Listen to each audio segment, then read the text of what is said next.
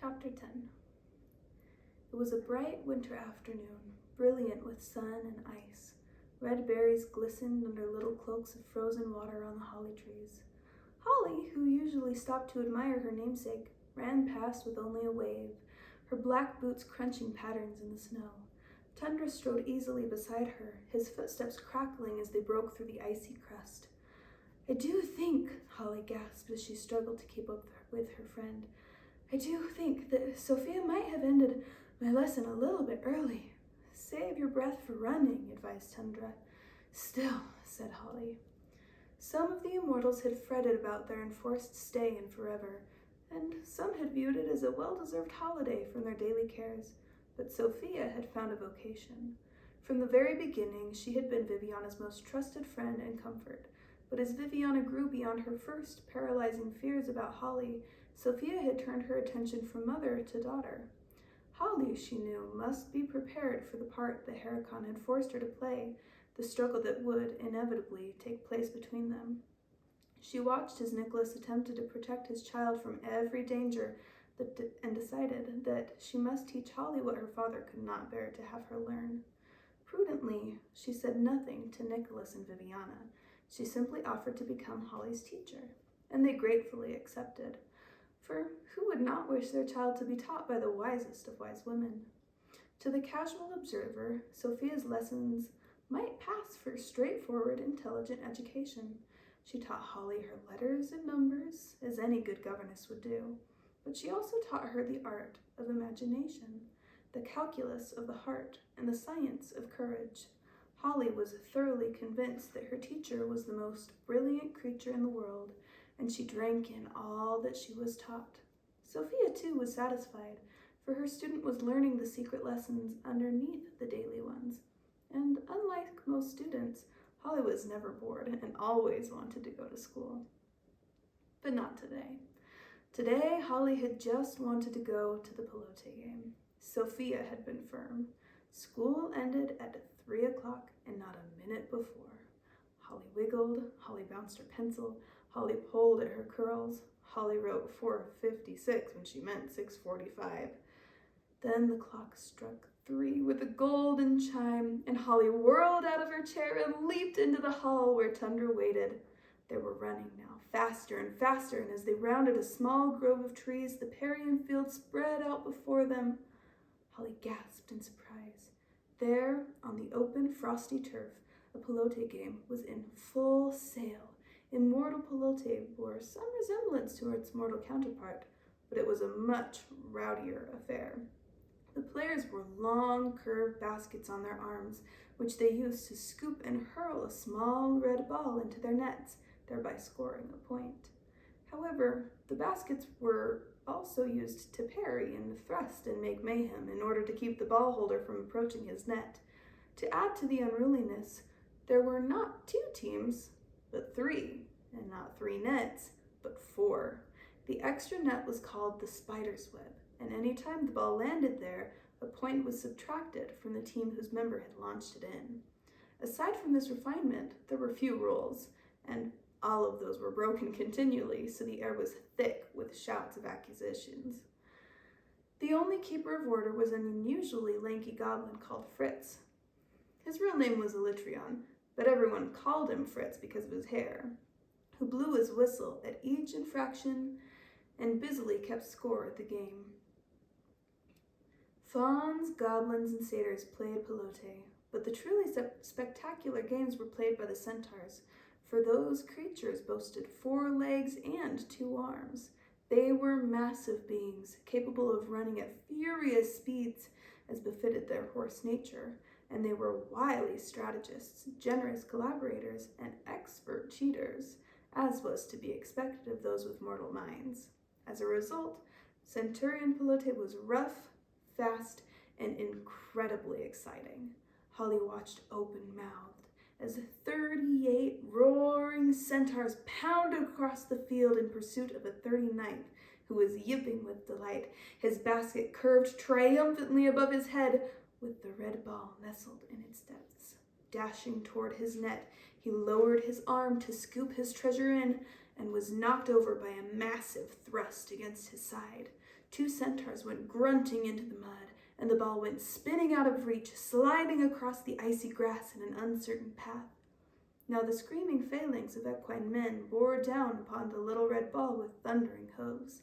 Holly saw Zenweiler at the front, yowling with excitement as he stretched his basket forward to scrape the ball up from the ground. Fritz was blowing his whistle wildly, screaming, "Time out! Time out!" But nobody paid him any attention because, truly, they didn't care about the points at all. They didn't care about anything but chasing and grabbing and roaring and throwing. "Holly, come over here and sit down," Nicholas called from his sleigh. He had been there since the beginning, and had, in fact, tossed out the ball that opened the game, an honor suitable for the king, but also one that nobody else wanted, because the centaurs had been known to trample the ball tosser.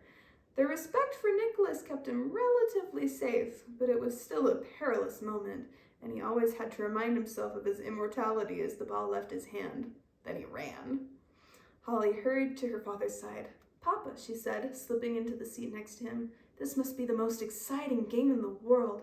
"I think so too," Nicholas confided, "especially the Centaurian games. Watch Licinius. He's the one over on the left, the chestnut one. He's a sharp one. Watch him now. There he goes. He's going to slip in behind Lenneth and Impog. Watch him." The chestnut centaur had successfully divided his opponents, and now he knelt to retrieve the precious red ball. "But my favorite is Zenweiler," Holly murmured, her eyes on the game. "He's so enormous, and he's having such a good time." "Yes, there's nobody like Zenweiler," agreed Nicholas. "Not so strategic, perhaps, but the boldest of them all." As if to prove his point, Zenweiler was at that moment leaping over the back of another player. Not, of course, a player who was standing still, but a player who was running. Catching sight of the huge form hurtling through the air above him, the other centaur made a quick decision and veered directly into the path of his landing. Zenweiler crashed to the ground, somersaulted, and scrambled to his feet, bellowing in rage. In vain, Fritz blew mightily on his whistle, but the furious Zenweiler took matters into his own hands. He quickly pulled off his basket, reached down with his strong arms, and lifted his adversary up by the neck. The other centaur struggled, but his strength was no match for Zenweiler's. The equine man hurled his foe over his own back and went thundering down the field toward his burden's own team. As they pounded toward him to rescue their teammate, Zenweiler reared up like an unbroken stallion and dumped his unwilling passenger into the path of the oncoming hordes. There was a wild shouting as the centaurs tried to halt themselves before they stomped on one of their own, and Zenweiler, roaring at his victory, went dashing off to retrieve his basket. Holly, along with the assembled fauns, satyrs, and goblins, leaped to her feet to cheer him on. Holly was too excited to stay in the sleigh for long, and she soon left to join the throngs that paced and jumped on the sidelines. From the comfort of the sleigh, Nicholas looked on with benevolence as his Holly clapped and cheered with the others. This, thought Nicholas, is exactly what she should be doing, joining the other citizens of Forever, enjoying what they enjoy. He watched her slip her hand into the paw of a fawn who was equally exalted by the antics on the field. An astonishing pass resulted in a goal, and Holly and the small fawn, whose name was Maxu, exchanged grins of pleasure. Nicholas noted that even the cautious goblins were exchanging words with Holly now, pointing their long blue fingers toward the field to indicate important developments. Nicholas, shivering, wrapped his scarf more closely about his neck. Dark clouds were scudding across the sky, and the temperature was dropping precipitously. "Tundra," he began, "do you notice how Holly is—" "Tundra?" Nicholas sat up and looked around. Tundra was no longer there. Nicholas stood, scanning the rings of beings around the field. He caught sight of the wolf, perched on a little rise, looking fixedly at the centaurs playing below. Nicholas, who had felt a moment's reassurance upon finding him, now felt puzzled. "What in heaven is he staring at?" he murmured, following Tundra's gaze. It seemed to be one of the centaurs, a smaller, gray fellow trailing a bit behind the others. Well, and what of it? Nicholas wondered. He looked again. A sharp stab of uneasiness punctured his sense of well-being. He knew for certain that he had never seen that centaur before. The next few seconds seemed to take place with agonizing slowness. Tundra glanced quickly up at Nicholas, and then found Holly in the crowd. At the same time, the gray centaur, now lagging conspicuously, wheeled around on the frozen ground, turning toward the sidelines in apparent bewilderment. The crowd of fawns began to hoot at this display of confusion. Fritz, who had been silent for the last minute, counting, began to blow his whistle furiously, for he had just found that there were, in complete defiance of the rules, 40 players on the field. Holly looked wonderingly at Maxu, hoping that he would explain the meaning of the whistle. The wind began to howl in the black trees that surrounded the grass, and a putrid smell blew across the circle of spectators. "Ah, yeah!" cried the fawns and goblins, shielding their faces from the stench. Holly, coughing, hid her head against her new friend's shoulder, which kept her from seeing the white flash of Tundra as he raced past her toward the grass. The gray centaur was cantering toward the edges of the field now, and Nicholas, who was running toward Holly, caught sight of his black mouth open in a triumphal shout as he hurled a glowing red orb right to the spot where the girl stood. The ball did not touch her, but landed nearby, where it instantly melted the snow around it and exploded into flames.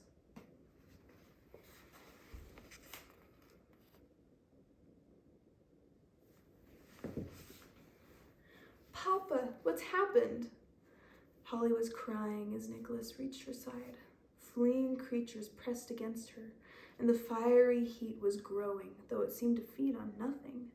Nicholas saw Holly grow pale. Quickly, he picked her up in his arms and turned towards the sleigh, but he found himself surrounded in all directions by hissing fire. Desperately, he spun around, seeking an opening, but there was none. By the time he sank to his knees and laid Holly in a cradle of snow, she had already fainted.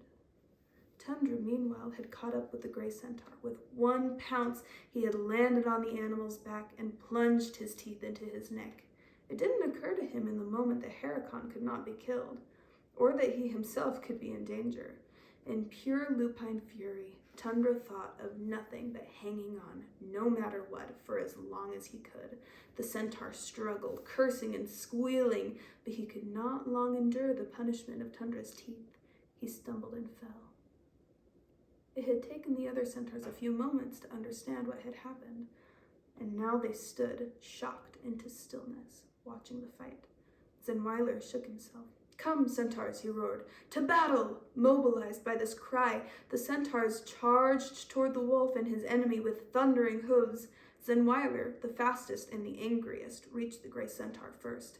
Calculating swiftly, he aimed a powerful kick at the centaur's hindquarters, missing Tundra by a few inches. The gray centaur gave a shrill scream and a final wrench. "You shall suffer," he squealed. "I'll turn your hoofs to lead, you donkey." There was a whisper, and Zenweiler fell back, crippled. Tundra's jaws clenched more firmly on the centaur, but it was too late. The beast dissolved into a stinking cloud. Holly leaned her head against the door. It was wooden, and she could hear quite easily what was being said in the room behind it. She was not supposed to be there. She was supposed to be lying down, recovering from the disaster of the previous day. But she had heard the voices of the delegation coming down the path toward the palace doors, and she had crept through the secret passage that led from her sitting room down to the great hall. It was not, as a matter of fact, a very secret passage. She heard the quiet voices of the fawns, who had come, they said, at the behest of the Citizens' League. Of course, Holly had guessed that the centaurs would not come to the palace themselves, for they did not get along well with floors and ceilings and doors. But she also guessed that the fawns had been selected for the delegation because they were the most tactful creatures in the land of the immortals. At the moment, however, the quiet fawn voices were simply answering Nicholas's worried questions about Zenweiler's condition. Yes, they confirmed, Zenweiler's lead hooves appeared to be permanent and undetachable. Yes, Dr. Lavalier had inspected them, but saw no way to operate. Yes, the centaur could walk, but only slowly, and he would never play pelote again. Yes, he was feeling very low. "But sire, we have come here to speak with you of another matter," began a bell-like voice. Holly recognized it as Romulus. He was one of the oldest fawns, known for his blue waistcoats and his famous class, the flora of forever, which had educated generations of newcomers on the landscape of the immortal world. Now that there were no more newcomers, the old faun wandered about a bit aimlessly, collecting specimens that were not needed for a book he would never write. Now, however, he sounded quite sure of himself. The child, sire, the princess. We were all delighted to see her yesterday, sire. More than delighted, he amended quickly. She is charming, and we have nothing, let me say, but the strongest feelings of devotion and admiration for her. We want nothing but the best for Princess Holly. He coughed delicately. With that in mind, sire, I have been asked to represent to you the anxiety that exists in the mind of some of your citizens with regard to her presence at public events, or in the village. There was a pause while Romulus gathered his resolve. Some of the immortals, not myself of course, but some, feel that her presence is dangerous to them. Sophia's silvery voice sounded now. Remember, Romulus, that it is not Holly who brings danger to us, but our own fear. We do this to ourselves. There was a shifting of hooves, and then a quavering voice asked, but how can we feel otherwise when she is with us? There was a moment's silence, and then Nicholas began to speak, his voice heavy. Romulus, Silenux, and all you others, thank you for your honesty and bravery. I quite understand your concern, and indeed I share it myself. I had hoped that you would come to know and love my daughter as I do, but I know now that the risk is too great. Holly would no longer be permitted to come among you. A small, angry voice suddenly interrupted the proceedings. Well, I think it's a shameful thing to be a coward. Holly pressed her ear against the door to catch every word. I only met the princess yesterday, but she's a dear, dear child, and if she is willing to take the chance of coming to us, I think we ought to be willing to receive her with pleasure. After all, it's much harder to be in her shoes than ours, isn't it, Romulus? It was Maxu, the faun from the Pelote game. Holly gasped and, without thinking, pushed open the wooden door that hid her and ran across the stone floor to Max's side. There was a ripple of worry when she appeared, but she didn't notice that. She knew only that she had a loyal friend. Dearest Maxu, thank you for speaking, she said softly, but you mustn't worry yourself or get angry with your friends. She nodded her head toward Romulus. He's right, you know. I don't want anything more to go wrong in the land of the immortals. I've already caused enough trouble, I know. Tell poor Zenweiler that I am very, very sorry, sorrier than I can say. And maybe you can come visit me sometimes, here in the castle. She tried to smile. We can have a tea party. Someday. The delegation turned to go, saluting her as they passed out the door. Holly watched their departing backs until the last one had disappeared. Then, without a word to Nicholas, who sat as though frozen in his chair, she walked back to the hidden passageway and returned to her room. That night, Nicholas, Viviana, and Sophia gathered in Viviana's sitting room, just as they had in the long hours after Holly's heart was turned to ice. He won't come back, Sophia was saying firmly. Not now. Why wouldn't he? Nicholas said gloomily, pacing back and forth before the fire. It seems he can do anything he has a mind to. Nicholas, Sophia said, staring straight into his eyes, despair is unworthy of you. He won't come back because he got what he wanted. And what might that be? Asked Viviana, sitting tensely in her chair. He wants Holly to be lonely, Sophia said. He wants her to long for companionship and purpose, and to feel that she cannot find it here in the land of the immortals. He has destroyed her chance to live happily here by instilling fear of Holly among the immortals, and even in Holly herself. Why is he so cruel? Cried Viviana. He's not simply being cruel, answered Nicholas bitterly. If she is lonely here, she will find the mortal world that much more tempting. That's what he's after, isn't it, Sophia? She nodded. But what could I do? I can't have her endangering the people here. Think of Zenweiler, crippled, barely able to walk, and all because of us. You did the right thing, Nicholas, said Sophia. You had little choice. But it will make Holly's life very narrow. She is not meant for solitude. Nicholas's mouth tightened. She will have us, and that must be enough. But not forever, said Viviana. Yes, forever, replied Nicholas. No, cried Sophia and Viviana together. They exchanged glances. An eternity of captivity, no matter how loving, would break her heart. Now, Nicholas, began Viviana, you know that someday Holly must make her own choice. If she makes the wrong choice, he will destroy her, Nicholas broke in. I cannot allow that to happen. You cannot prevent it from happening, said Sophia. Yes, I can, Nicholas replied shortly. She is safe here in the palace, where we can watch her and protect her, and this is where she will stay. The two women looked at each other. He's making a mistake, flickered Viviana's blue eyes. Yes, but he will learn in time. Holly will teach him, and love will prevail, answered Sophia's black eyes. Nicholas stared into the crackling fire, silent. Chapter 11.